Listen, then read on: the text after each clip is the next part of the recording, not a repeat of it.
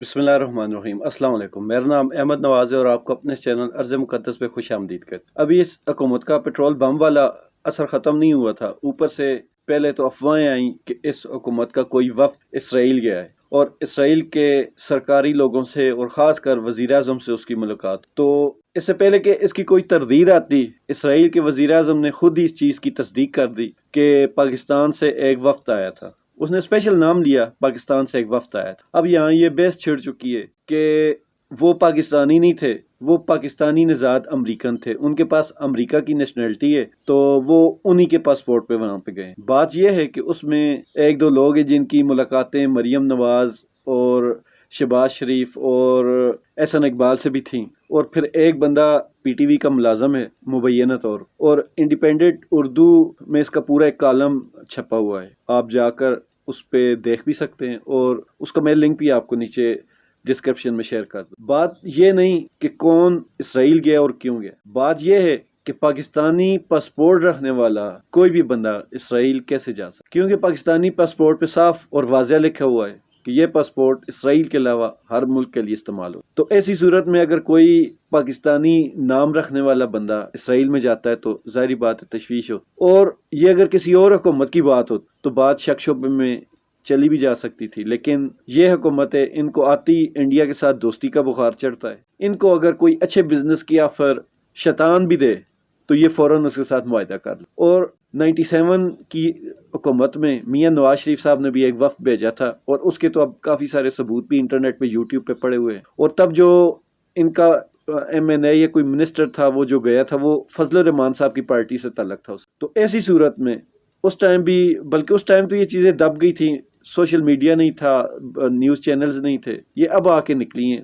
कोई 2 4 5 साल हुए इस चीज़। तो मतलब कि जब से इनकी हुकूमत आती है तो ये इसराइल को भी राज़ी करना शुरू हो जाते हैं। और वैसे भी ये इम्पोर्टेड हुकूमत, जब आप किसी तवाइफ से मदद लेते हैं तो फिर वो तवाइफ आपके घर को मुजरे के लिए बार बार इस्तेमाल करे, या आप किसी डकैत की, बदमाश की, हुंडे की मदद लेते हैं तो फिर वो बार बार आपके घर में पनाह लेने आए। तो कहने का मकसद ये है कि जब आपने अमेरिका की गुलामी कबूल तो उसके बाद फिर अमेरिका आपको बार बार इस्तेमाल, जाहिर बात है आप बिकें, आपने अमेरिका की साजिश में शिरकत की है तो इस वजह से आप इस झंझट से निकलना भी चाहें तो आप नहीं निकल सकते। अब तो आपको वो ब्लैकमेल करेगा, किसी को भी अपने मतलब के लिए इस्तेमाल करने के लिए आपको सिर्फ एक बार पैसे देने पड़ते, उसके बाद तो आप उसी पैसे लेने की चीज को बार बार उसको ब्लैकमेल करके बाकी काम निकलवा। इस वजह से कहते हैं इंसान को किरदार का मजबूत होना। जो इंसान किरदार के मजबूत नहीं होते वो गलती तो एक बार लालच में करते हैं, उसके बाद वही गलती बार बार उनसे गलत काम करवा, क्योंकि वो बार बार उस एक गलती से ब्लैकमेल हो। अब अमेरिका ने इनको खरीदा, जो भी किया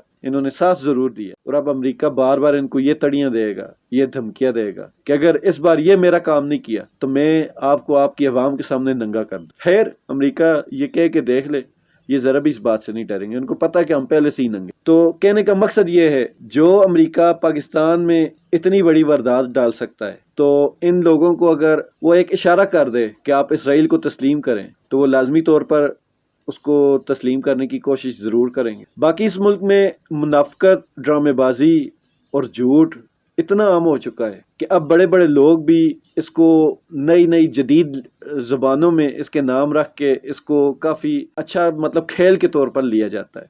मतलब जो जितना बड़ा फ्रॉडिया होगा, झूठ बोलेगा, फनकारियाँ करेगा, उसको लोग कहते हैं यार ये कितना होशियार और चालाक बंदा है, कितना सियासी बंदा है, कितना तेज़ बंदा है। तो जिस माशरे में ये इखलाकी बुराइयाँ जिनको हमारे नबी करीम सल्लल्लाहु अलैहि वसल्लम ने सख्ती से मना फरमाया, उन बुराइयों को अगर कोई भी माशरा फ़ख्र से अडॉप्ट करने की कोशिश करे, उनको अपनाने की कोशिश करे, तो समझ लें कि उस माशरे का ज़मीर मुर्दा हो जाए। इसराइल के बारे में कायद-ए-आज़म मोहम्मद अली जिन्नाह ने एक बात कही थी कि इसराइल उम्मत मुस्लिमा के सीने में घुसाया वो जख्म है, वो खंजर है जो उम्मत कभी भी नहीं भूले। तो हम कभी भी इसराइल को तस्लीम नहीं करें, ये हमारे कायद-ए-आज़म मोहम्मद अली जिन्नाह के। तो ऐसी सूरत में इमरान खान साहब ने बार बार जब भी किसी भी फॉर्म में पाकिस्तान के अंदर, पाकिस्तान से बाहर, इवन के अमेरिका में भी अगर इनसे ये सवाल पूछा गया कि आप इसराइल को मानेंगे, तस्लीम करेंगे, उनको एक्सेप्ट करेंगे, तो इमरान खान साहब ने बार बार एक ही बात कही थी, एब्सोल्युटली नॉट। और उनके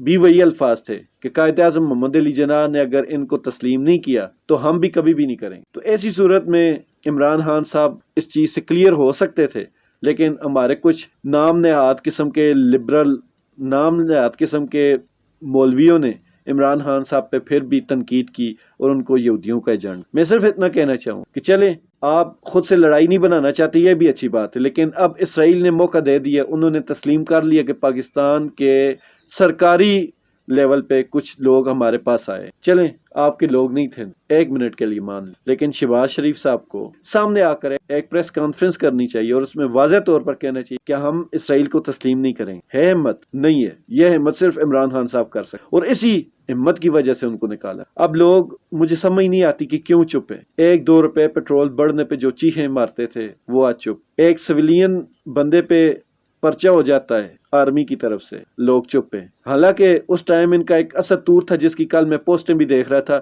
اس کی تقریباً ہر پوسٹ فوج کے خلاف ہوتی ہے، لیکن جب سے ان کی حکومت آئی ہے وہ فوج کی تعریفیں شروع کر دی.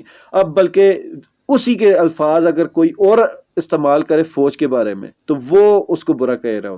کتنا فرق ہے. مطلب کل تک جو الفاظ اسد طور کے تھے فوج کے بارے میں، آج وہی الفاظ اگر کوئی اور کہے تو اسد طور اس کا دفاع کر رہا. تو کہنے کا مقصد یہ ہے کہ اس ٹائم چھوٹی چھوٹی باتوں پہ وویلا مچانے والے آج چپ کیوں ہیں. مریم نواز، نواز شریف، شہباز شریف، زرداری، بلاول، کس نے اپنی غلاظت منہ سے نہیں نکالی. تو ایسی صورت میں سب کی خاموشی سمجھ نہیں آتی. کل کے جلسے میں مریم نواز نے عمران خان صاحب کو 2 نمبر آدمی کہا. عمران ریاض خان صاحب نے اس پہ اچھی خاصی بات کہہ دی، لیکن پھر بھی میں یہ کہنا چاہوں گا اگر اس کے بدلے میں عمران خان صاحب ان کو 2 نمبر عورت کہیں تو کیسا لگے. پورے میڈیا کو برنول دینی پڑے گی. تو ایسی صورت میں اگر آپ احتیاط نہیں کرتے یا آپ کو لانے والے احتیاط نہیں کرتے تو پھر آپ عام عوام پہ زور زبردستی نہیں کر سکتے. اگر کریں گے تو آپ نے پہلے بھی یہ کر کے دیکھ لیا ہے، آپ جتنا اس چیز پہ صفائیاں دیں گے، جتنا اس چیز پہ سختی کریں گے، اتنا ہی آپ اور زیادہ گندے ہوتے. 2-3 بار پچھلے 40 دنوں میں آپ کو 2-3 بار موقع ملا